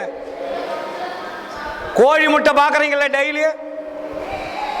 கோழி முட்டையினுடைய வடிவம் தான் உலக வடிவம். உலகம் உருண்டைன்னு சொன்ன முதல் தட்டன்னாங்க, அப்புறம் உருண்டைன்னாங்க. இப்போ வந்து ஒரு ஸ்கூல்லேயே நீங்கள் பார்த்தீங்கன்னா உங்கள் டேபிளில் உலக உருண்டையை வச்சுக்கிட்டு எல்லாத்தையும் காட்டுவீங்க இல்லையா? இப்போ டேபிளில் மாணவர்களுக்கு உலகம் உருண்டையாக இருக்குன்னு வச்சிருக்கிறீங்க. ஸ்கூல் டேபிள் என்ன இருக்கு? உலகம் உருண்டையாக இருக்கிறது இல்லையா? சரி, உலகம் உருண்டை என்றால் அதற்கு திசைகள் எப்படி காட்டுவீங்க? சொல்லுங்க சார். சார், உலகம் உருண்டை ஒற்றுக்கொள்ளுகிறோம், திசைகள் எப்படி சொல்லுவது? அடையப்பா நீ வேற. உலகம் உருண்டை, அது சுற்றி கொண்டிருக்கிறது, விஞ்ஞானம் சொல்லுகிறது, வள்ளலாரும் சொல்லுகிறார். உருண்டையாக சுற்றி கொண்டிருக்கக்கூடிய உலகத்திற்கு திசைகள் எப்படி காட்ட முடியும்? சார், உலகம் உருண்டை சுற்றி கொண்டிருக்கிறது, நீங்க உள்ள இருந்துகிட்டு திசை சொல்லிட்டு இருக்கிறீங்க. நீங்க நினைக்கிற மாதிரி கிழக்கு மேற்கு வடக்கு தெற்கு அல்ல. தட்டையாக இருப்பதற்கு கிழக்கு மேற்கு வடக்கு தெற்கு என்று சொல்லலாம். உலகம் சுற்றி கொண்டிருக்கிறது. சுற்றி கொண்டிருக்கக்கூடிய பந்திற்கு எப்படி சார் வடக்கு தெற்கு கிழக்கு மேற்குன்னு சொல்லுவீங்க? ஒரு பந்து அது சுற்றி கொண்டிருக்கிறது, வேகமாக சுற்றி கொண்டிருக்கிறது, எதுக்கு அப்படி எப்படி கிழக்கு மேற்கு வடக்குன்னு சொல்லுவீங்க? இல்ல, உலகத்திற்கும் திசைகள் சொன்னவர் வள்ளலார். உருண்டையான நல்லா தெரிஞ்சுக்கிட்டதுக்காக சொல்றோம். ஆசிரியர் சார், உலகம் உருண்டை, உலகம் சுற்றி கொண்டிருக்கிறது, உலகம் சுற்றி கொண்டு இருக்கக்கூடிய உலகத்திற்கு திசைகளை சொன்னவர் உலக வரலாற்றில் வள்ளலார் மட்டும்தான். சுற்றி கொண்டிருக்கக்கூடிய உலகத்திற்கு என்ன பெயர் வச்சார் தெரியுமா? உள்ளம். அதோட 4 பகுதியாக பிரிக்கிறார் சார். 4 பகுதி என்ன? அகம். உருண்டையினுடைய சென்டர் பாயிண்ட் இருக்கு இல்லையா, உள்ளம்.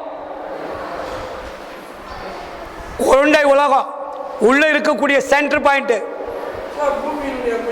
மைய புள்ளி இருக்கு இல்லையா? உருண்டைக்கு சொல்றேன் நானு.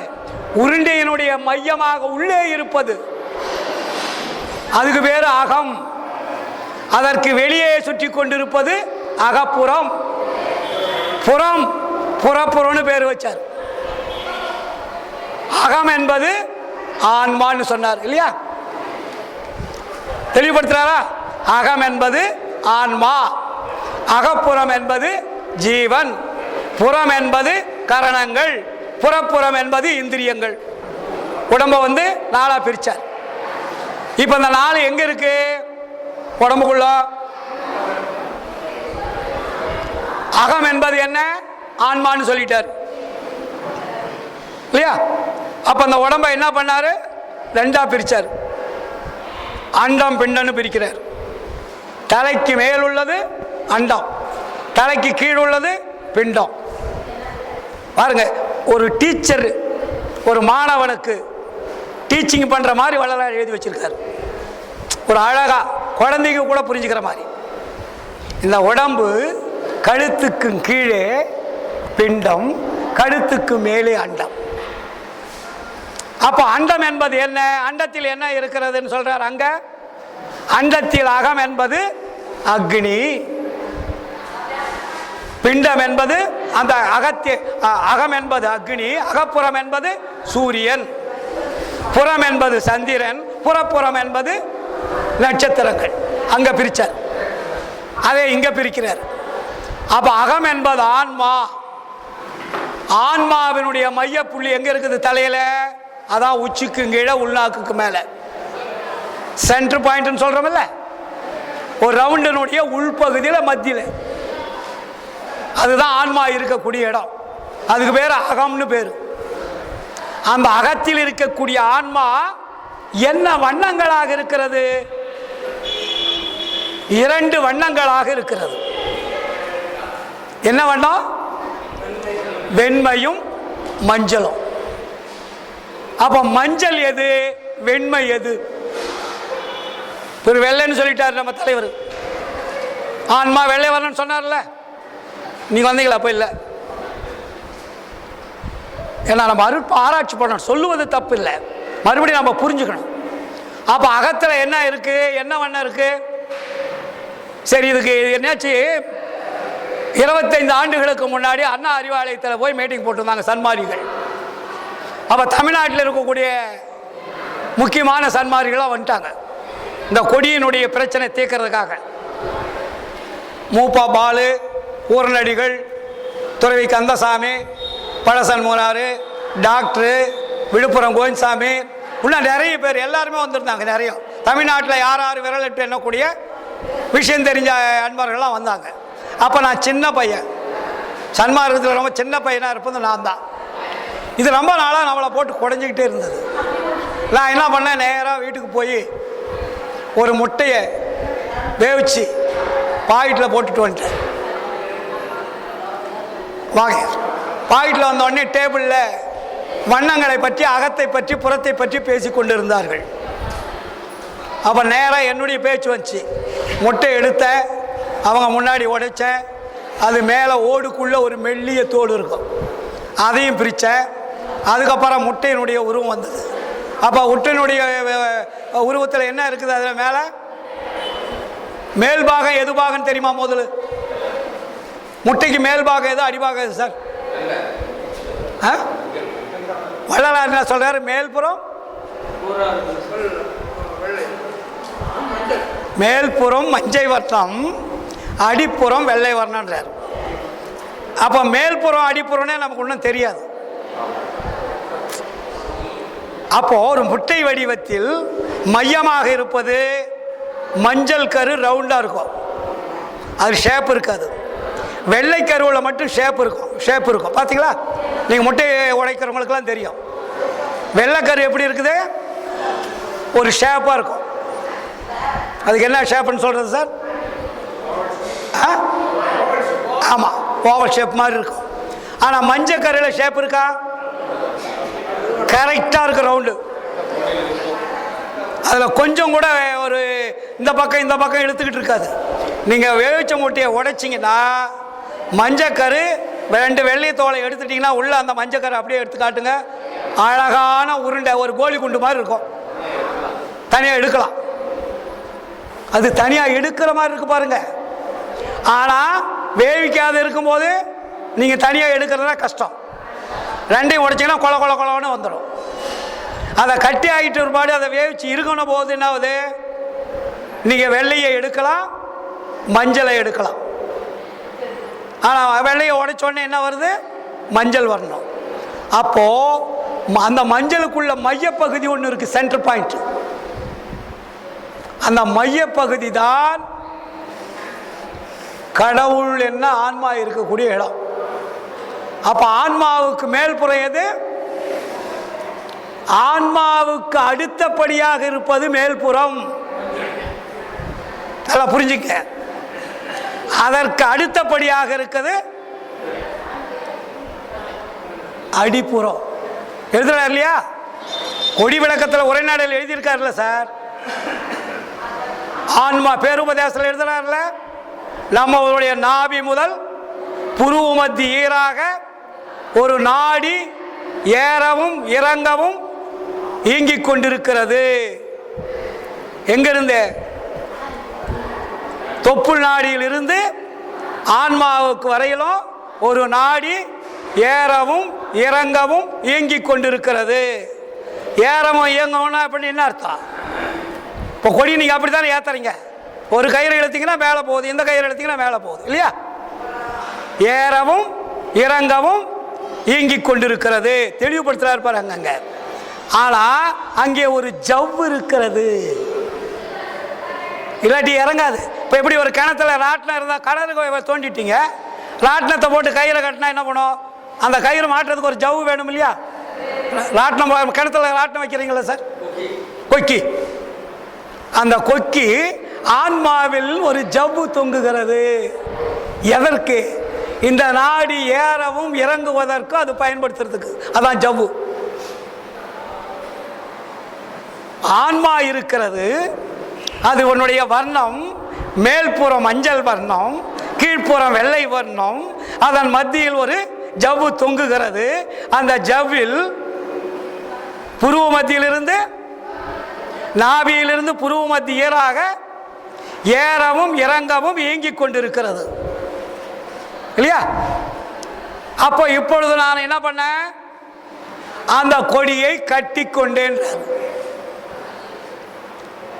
நீங்க கொடி ஏற்றிட்டு கட்டிட்டா என்ன பண்ணுது? கொடியாப்பாறை எங்க இருக்கும்? கீழே வச்சிட்டீங்க சார். கொடி சன்மார் கொடி ஏத்துறீங்க இல்லையா? கீழே வந்து ஒரு கட்டி கட்டி கொடி ஏத்துறதுக்கு கீழே கட்டிட்டீங்க. மேலே கொடி ஏற்றிட்டு உடனே என்ன பண்ணுறீங்க? கட்டிக்கிறீங்க. கீழே கட்டி நிறுத்திட்டீங்கன்னா என்ன பண்ணுது? மேலே கொடி பறக்குது இல்லையா? அப்போ இவர் என்ன சொல்றாருங்க? கொடி கட்டி கொண்டோம். ஏறி இறங்கி கொண்டிருந்ததை நான் இப்பொழுது ஏறவும் இறங்கவும் இல்லாமல் கட்டி கொண்டேன். அப்ப ஏற இறங்கு என்பது எது?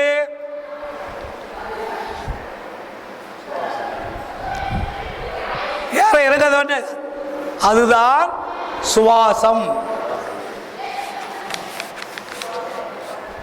அது எப்படி? 2 கயிர்களால் வந்து கொண்டிருக்கிறது. ஏறவும் இறங்கவும். நீங்க உள்ள 2 மூக்களை சுவாசிக்கிறீங்க. இது போய் இங்க ரவுண்டு போயிட்டு உள்ள போகுது, இது ரவுண்டு போயிட்டு உள்ள போகுது. இதுங்க போய் ஏறவும் இறங்கவும் இருந்துட்டு இருக்குது. எல்லாத்தையும் நிறுத்திட்டாரு முதல்ல வள்ளலார். பஞ்சபூதங்கள்ல 4 பூதத்தை நிறுத்துறார். கடைசியில வந்து காற்றை நிறுத்துறார். அது வெளியும் காற்றும் தேவைப்பட்டது அவருக்கு. அப்ப அமுத காற்று சுவாசிக்க ஆரம்பிச்சார். அமுத காற்று சுவாசித்த உடனே இந்த 3 காற்றுக்கும் வேலை இல்லை. விஷக்காற்று, பூதக்காற்று, உஷ்ணக்காற்று, அமுதக்காற்று. இந்த 4 காற்று பூலோகத்தில் இருக்கு. இந்த 4 காற்றையும் நாம் சுவாசிக்கிட்டு இருக்கோம். ஆனால் அமுத காற்றை அதிகம் சுவாசத்துக்கு பழகணும். போன மீட்டிங்கில் கூட சொன்னேன். அப்புறம் என்ன பண்ணுறார் வள்ளலார்? இந்த அமுத காற்றை விட்டு இறைவனுடைய அருளை மட்டும் ஏற்றுக்கொள்கிறார்.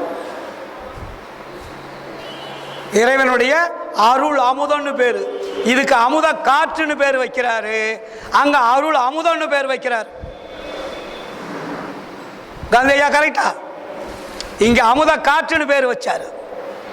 அங்க என்ன பேர் வைக்கிறாரு? இறைவன்கிட்ட இருந்து வாங்கும் போது அமுத காற்றல்ல, அது அருள் அமுதம். அதான் அருள் அமுதே நன்னிதியே அப்படின்னாருங்க. அங்க காற்றை கொண்டாடலாங்க. இங்கே 5 பூதங்களில் 4 பூதங்களை கட்டுப்படுத்திட்டார். கடைசியில் இருக்கிற பூதம் காற்று. அது காற்று அமுத காற்று. அந்த அமுத காற்று வரும்போது உடம்பு மட்டும் இயங்குது. உணவு சாப்பிடுறதுல வள்ளலார் கடைசியில் என்ன பண்றாரு? அதையும் கட்டிக்கிட்டார். கட்டிட்டா என்ன அர்த்தம்? அருளை முழுமையாக பெற்றுவிட்டார். அங்கே உடம்பு இயக்கம் தேவையில்லை. இதுவரையிலே உடம்பு இயங்கி கொண்டிருந்தது. அது ஏறவும் இறங்கவும் இருந்தது. இப்பொழுது நான் கட்டிக்கொண்டேன். இப்போ ஏறவும் இறங்கவும் தேவையில்லை. அருள் முழுமையாகிவிட்டது. ஆதலால் உடம்பு பொன்னுடம்பாக மாறுகிறது. அருள் உடம்புக்கு என்ன வண்ணம்? அருள் உடம்புக்கு என்ன சார் வண்ணம்? தினமும் படிக்கிறீங்களே சார். பொன்னுடம்பு எனக்கு பொருந்திடும் பொருட்டாய் என்னுடன் கலந்த என் தனி அன்பே. தினமும் படிக்கிறீங்க அகவல். அப்போ என்ன உடம்பு? அருள் உடம்புக்கு என்ன வண்ணம்? பொன் வண்ணம். பொன்னுடம்பு எனக்கு பொருந்திடும் பொருட்டாய் என்னுலம் கலந்த என் தனி அன்பே. படிக்கிறீங்க இல்லையா? அப்போ வண்ணம் எதை? ஆன்மாவுடைய வண்ணம் என்ன வண்ணம்? பொன் வண்ணம். வெள்ளை வண்ணம் எது? உயிர்.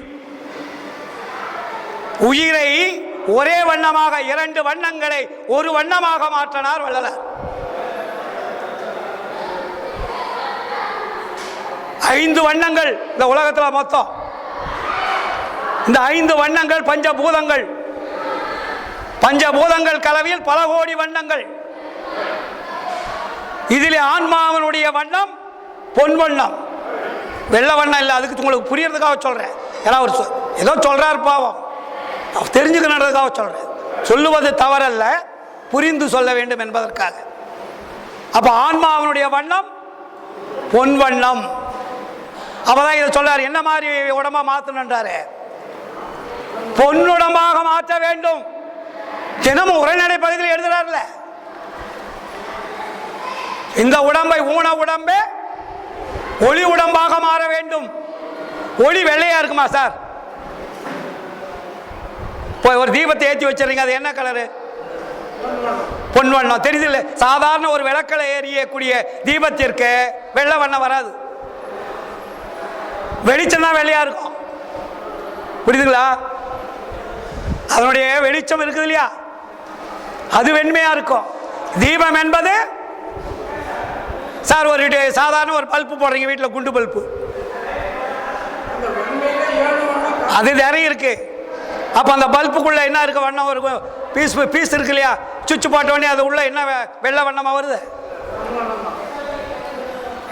எல்லாரும் பார்க்கறதா சார். இதெல்லாம் நம்ம ப்ரூவ் பண்ணும் சார். ஆனா வர வெளிச்சம்லாம் வெள்ளை வண்ணமா இருக்கும். அதுபோல ஆன்மாவில் இருந்து வரக்கூடிய உயிர்கள் எல்லாம் வெள்ளை வர்ணம், ஆன்மாக்கள் எல்லாம் பொன் வண்ணம். இதுக்கு உதாரணம் வேணும்னா ஆணி பொன்னமலை காட்சிக்கு போங்க, அங்க விட இருக்கும். தனிப்பாடல்லாம் வருது இல்லையா, அங்க ஒரு பாடல்லையும் விளக்கம் சொல்றார். எதற்காக சொல்லுகிறேன் என்ற அன்பர்களே, நம்முடைய ஆன்மா பொன் வண்ணமானது. நாம் அந்த வண்ணத்தை உடம்பு முழுவதும் பொன் வண்ணமாக மாற்ற வேண்டும். அதனால்தான் பொன்னுடம்பு எனக்கு பொருந்திடும் பொருட்டாய் என்னுடன் கலந்த எந்தனி அன்பே. அப்ப பொன்னுடம்பு என்பது அது சாதாரண பொண்ணுன்னு சொல்ல வள்ளலாரு. இன்னொரு இடத்துல சொல்லுவாரு, நடராஜா எங்க இருக்கார், படிச்சுட்டு இருப்பாரு. பொன்னுடம்புக்கு இன்னொரு இடத்துல பொன்னுடம்புக்கு வேற என்ன பேர் வைக்கிறாரு சொல்லுங்க சார், தினமும் படிக்கிறீங்களே. பொன்னுடம்புன்னு சொல்றோம், பொன்னுடம்புக்கு இன்னொரு பேர் வைக்கிறாரு,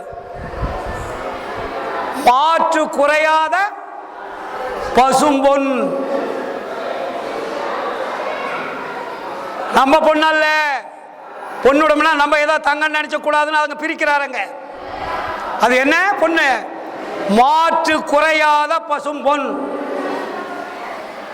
என்ன வார்த்தைகள்! அந்த மாற்று குறையாத பசும் பொண்ணுதான் நம்மளுடைய ஆன்மா. அதனுடைய உண்மையான தோற்றம் அதுதான், இறைவனுடைய தோற்றம் அதுதான். சமய மதங்கள்ல கூட சொல்லுவாங்களே, சிதம்பரத்துக்கு என்ன பேரு? சிதம்பரத்துக்கு ஒரு பேர் வைப்பாங்களா சார்? சிதம்பரத்தில் இருக்கக்கூடிய கோயிலில் என்ன பண்ணுவீங்க? அங்க இருக்கக்கூடிய ஒரு இடத்துக்கு என்ன பேரு? பொன்னம்பலம். சிதம்பரத்தில் இன்னைக்கு சொல்றாங்க இல்லையா, பொன்னம்பலம்னு பேர் வச்சிருப்பாங்க. பொன்னம்பலம் என்பது நம்ம வள்ளலார் பார்த்த சிதம்பர ரகசியம். மற்ற இடத்துக்கு பொன்னம்பலம் பேர் கிடையாது. இந்த ரகசியம் வச்சிருக்கிற இடத்துக்கு மட்டும்தான் பொன்னம்பலம். புரியுதுங்களா? பொன்னம்பலம் என்பது இறைவனுடைய தேகம், ஆன்மாவனுடைய வண்ணம். அதனாலதான் வள்ளலார் பல இடங்கள்ல அது மாற்று குறையாத பசும்பொன், அதுக்கு பேரு சுத்த பிரணவ ஞான தேகம்னு பேர் வச்சார். மாற்று குறையாத பசும்பொன்னுக்கு என்ன பேரு? சுத்த பிரணவ ஞான தேகம். கர்ம தேகத்துக்கு அந்த வண்ணம் வராது. சுத்த தேகம் சொல்றார் இல்லையா, பிரணவ தேவன் சொல்றார். சுத்த தேகத்துக்கு அந்த வண்ணம் கிடையாது, பிரணவ தேகத்துக்கு அந்த வண்ணம் கிடையாது. சுத்த பிரணவ ஞான தேகம் என்ற மூன்று தேகமும் ஒன்றோட ஒன்று இணைந்து முத்தேக சித்தி ஆனாதான் அந்த வண்ணம். அதுக்குதான் அதுக்கு பேரு முத்தேக சித்தின்னு பேர் வச்சார். அது மாற்று குறையாத பசும்பொன், அதுக்கு மரணமிலா பெருவாழ்வு. சொத்த பிரணவ ஞான தேகம், பேரின்ப சித்தி பெருவாழ்வு, பேரின்ப வாழ்வு. எத்தனை பேர் வைக்கிறாரு? அதுக்கு எப்படி எப்படிலாம் புரிஞ்சுக்கணும்னு சொல்றாரு. இத்தனையும் சொல்லுகின்ற வள்ளலாருடைய கொள்கைகள், கருத்துக்கள், ஆன்ம சிந்தனைகள், அறிவு குவியல்கள் எல்லோரும் தருமபுரி மாவட்ட அன்பர்கள் எடுத்து எடுத்து புசிக்க வேண்டும். உங்களுக்கெல்லாம் ஒரு பெரிய ஒரு குடுப்பனை சார். இந்த ரகசியம் மற்றவங்களுக்கெல்லாம் ஒன்றும் எங்க கிடைக்கல நிறைய இடங்களுக்கு. ஏன்னா உங்ககிட்ட தான் நான் அதிகமாக பேசிட்டு இருக்கேன். மற்ற மாநிலத்தில் உள்ளவர்களுக்கோ மற்ற மாவட்டங்களில் உள்ளவர்களுக்கோ ஏதோ ஒரு தலைப்பை கொடுத்துட்டு பேசுறாங்க, நான் அதை தலைப்பு பேசிட்டு வந்துடுவேன். ஆனால் இங்கே தலைப்பை கொடுக்காத விடுறீங்க. நான் இஷ்டம் போல உங்களுக்கு உண்மைகளை சொல்றேன். இங்கே தலைப்பு கிடையாது. ஏன்னா இதெல்லாம் வந்து ஒரு நீங்க கோடி ரூபாய் கொடுத்தால் கூட பெருமைக்காக நான் சொல்லவில்லை, எனக்கு தெரிந்தது என்பதற்கு காட்டுவதற்காக சொல்லவில்லை. வள்ளலார் காட்டிய உண்மைகளை சாதாரண பாமர மக்களும் தெரிந்து கொள்ள வேண்டும் என்ற ஆர்வத்தினால் சொல்லுகிறேன். இதை வைத்து கோடி கோடியாக பணம் சம்பாதிக்கக்கூடியவர்கள் இந்த நாட்டிலே உண்டு. ஏன்னா வள்ளலார் நமக்கு சொல்லியது என்ன? அப்பா நான் வேண்டுதல் கேட்டு அருள் புரிதல் வேண்டும், ஆறு உயிர்கட்கெல்லாம் நான் அன்பு செயல் வேண்டும், எப்பாரும் எப்பதமும் எங்கனம் நான் சென்றே என் தந்தை நினது அருட்புகழை இயம்பியிடல் வேண்டும், செப்பாத மேனில மேல் சுத்த சிவமாகும் திகழ்ந்தோங்க அருஜோதி செலுத்தியிடல் வேண்டும். தப்பேது நான் செய்யணும். ஸ்ட்ராங் பண்றாங்க. தப்பேது நான் செய்யணும், நீ பொறுத்தல் வேண்டும், தலைவா உன்னை நான் பிரியாத நிலைமையும் வேண்டுவனே என்று கூறிக்கொண்டு எனக்கு வாய்ப்பளித்த அத்தனை அன்புள்ளங்களுக்கும் உளமாற மனமாற நன்றியும் வாழ்த்துக்களையும் தெரிவித்துக் கொண்டு நீங்கள் எல்லோரும் எல்லாமும் பெற்று பேரின்ப பெருவாழ்வை அடைய வேண்டும்.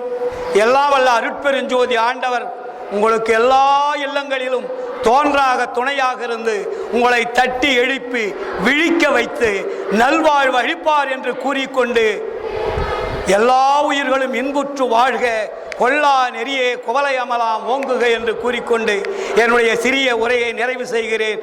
நன்றி, வாழ்த்துக்கள், வந்தனம்.